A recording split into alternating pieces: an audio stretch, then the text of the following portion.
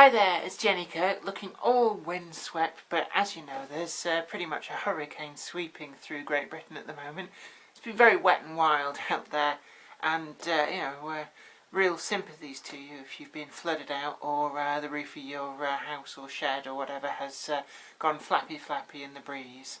But today we're going to do another vinyl video, but there's been a news article that's been floating around, I think it was at the tail end of last week, about the top 5 best-selling albums of all time. This is based on sales, and there's a couple of strange ones in there. Strange insofar as I didn't think they'd had enough time to get to the top 5, but there we go, they are in there. But we're going to start with the first one, and this is one that I can really see is in why it's in the list, and this is Queen Greatest Hits, the best-selling album of all time. Yes, I know it's a compilation, but it's a very good one. It's got, all of the earlier hits up to, I think it's up to, but not including the album Hot Space. Now, you'll see that this is quite a dog-eared copy. The actual disc that's in there is alright, it's in good condition, but the sleeve is, for want of a better expression, shagged out. And the reason I've not replaced it with a much better copy is because I've got all the Queen albums. Why do I want the compilation? The compilation I got very early on in my collecting career, and again Greatest Hits 2 I got 2 for the same reason, but I've since got all the albums, so there's no real need to replace this. But it's past 6 million record sales, which makes it the best-selling album of all time, and it's said that in the UK 1 in 3 households that you will go into will have a copy of this album. So there we go.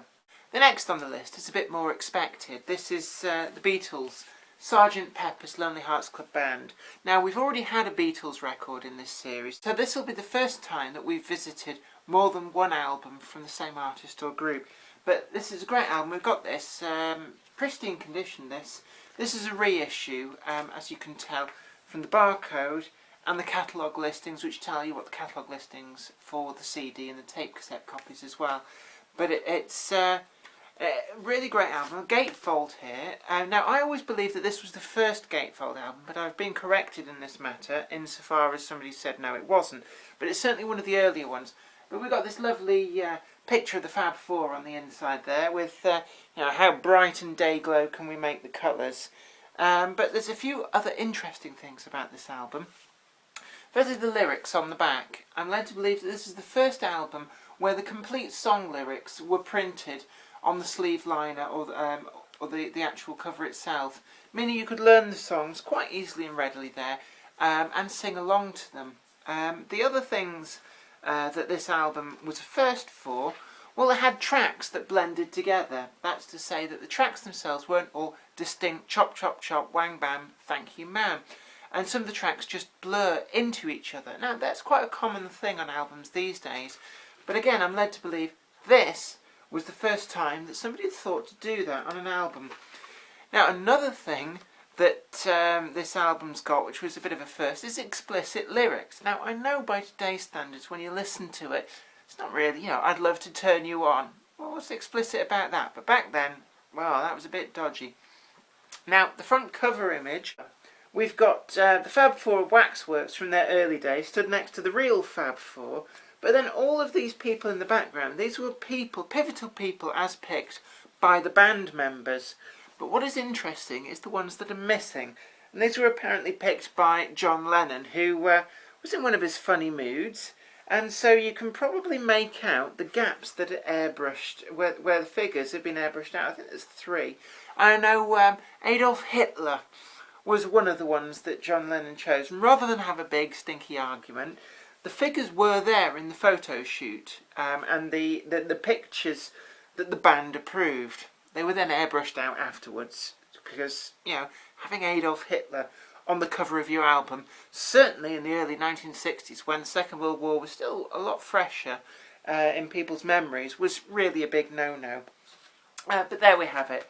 Number 2 on that list. Number 3, now this is something that I don't actually have. Number 3 on the list is Abba Gold, which is a compilation album of ABBA's greatest hits. But what I do have is ABBA the singles, the first 10 years, which pretty much has the track listing that Abba Gold has. Now, the record company is very good at releasing more and more different compilation albums, basically the same 23 tracks that you know and love, rehashed again to strip mine your pocket. I also own a whole load of different ABBA studio albums as well. So, you know, again, it's a bit like the Queen one. Why do I want a compilation album when I already own all the tracks and then some? So, standing in for Abba Gold is ABBA the singles, the first 10 years. And, well, this front cover picture, what is she wearing? Somebody should have said to her, look, love, you look stupid wearing that bed sheet. But, you know, there we go. But you can't tell some people. Gatefold album, but really, to be honest, nothing special on the inside. And being a gatefold, it actually has 2 LPs. There's 23 tracks on there. And again, all the tracks that people know ABBA for. Dancing Queen, Money, Money, Money, Knowing Me, Knowing You, Name of the Game, Chiquita, Winner Takes All, The Day Before You Came, Mamma Mia, SOS, and so on and so on. One track which I love by ABBA, which isn't on here, is Eagle, which is on ABBA the album, but, you know, that's by the by. The next album is where it all gets a bit strange for me. This is Adele's 21. Now, I've got a vinyl copy here, so it's in the list. But number 4 on the all-time greatest album sales hasn't really been around long enough. 2011. That was strange for me. It's a good album, yes. But to have been around long enough that it's snapping on the heels of things like Sgt. Pepper's, well, that's one which I find quite questionable. It's a great album. We've got tracks like Rolling in the Deep on here, Set Fire to the Rain. Adele is a great singer. I've got her previous album as well, 19. The naming system is a bit boring, really. It's basically her age when the album's released. But there we go. She's certainly been shot into superstar, megastardom, but she does seem to have retained that down-to-earth girl from the West End or East End. I don't know, she's somewhere in London, I think. The next album, again, is an album which I find quite peculiar for it to have already got into the top 5. Certainly it's been around a lot longer than Adele's 21. But to be at number 5 in the listing, again, I question that. This is Oasis's What's the Story? Morning Glory. Now, as anybody knows, who anybody remembers the 1990s, you're either a Blur fan or an Oasis fan. Actually, I was both. But this was one of the early albums that I bought. I was still in sixth form at the time, and I was called a bit of a fuddy-duddy because I bought it on vinyl, and back then vinyl wasn't really trendy. Vinyl was actually quite hard to get in a lot of ways, but I persevered and I got this. And one of the reasons that I bought this album was the first 2 Oasis albums had an extra track on the vinyl that no of the other formats had. And there we have it. On record 1, side 2, there's a 4th track, Bonehead's Bank Holiday. That's only on the vinyl copy of this. It's also interesting that there's 2 tracks on this album, which is track 3, record 1, side 2, and track 2, record 2, side 2, or side 4 as it says on here. They're unnamed tracks. The first one's 44 seconds long, the second one's 39 seconds long.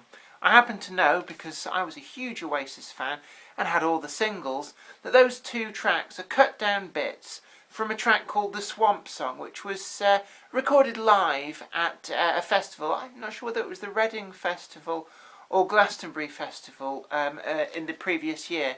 But it features Paul Weller guesting on harmonica, and that track can be found in full as one of the B-sides to the single of Wonderwall. In fact, it's the second track on the B-side of the 12-inch version of Wonderwall.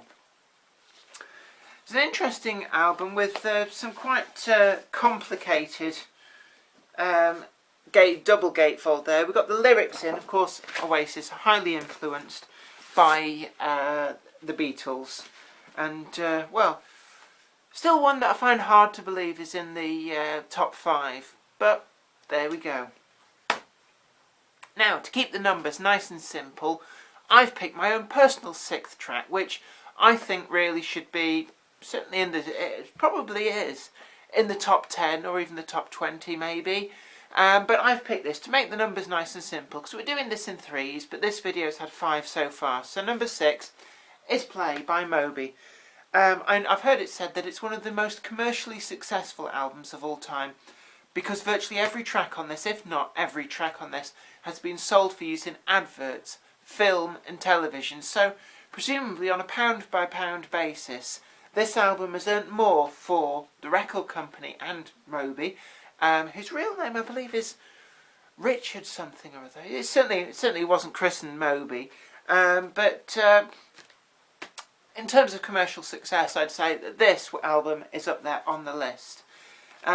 What's interesting about this album is that the tracks, a lot of them, were made after some master tapes came to light of just the vocals of some sort of folk songs.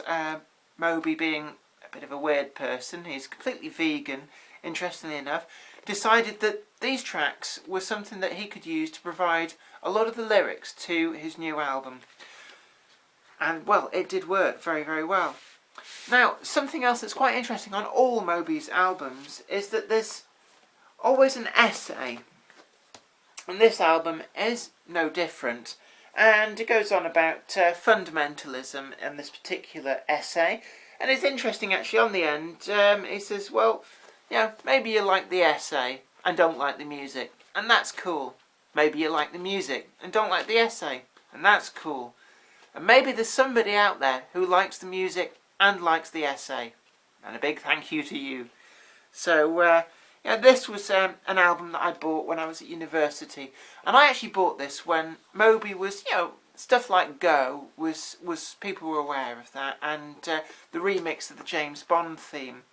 But in terms of great success, this is the album that kicked it off for Moby.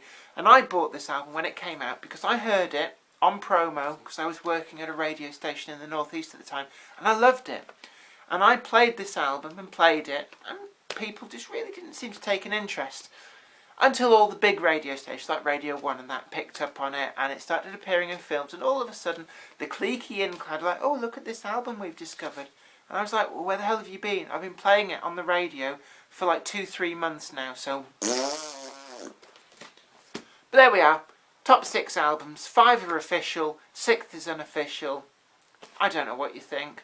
Certainly I question a couple of those. Good albums though they are, how can they be in the top 5 all time? Well, mine's not the position to argue.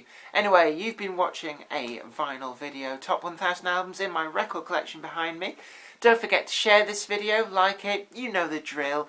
And subscribe to the channel because you'll see lots of other videos, not just on vinyl records, but model railways, writing, all sorts of stuff really. Yeah, you know what I mean. Anyway, you take very good care of yourself. I'll be catching you on the ride next time when we go back on the rewind to some classic vinyl albums. Yeah, hanging with the cool kids. You take good care of yourself and bye for now.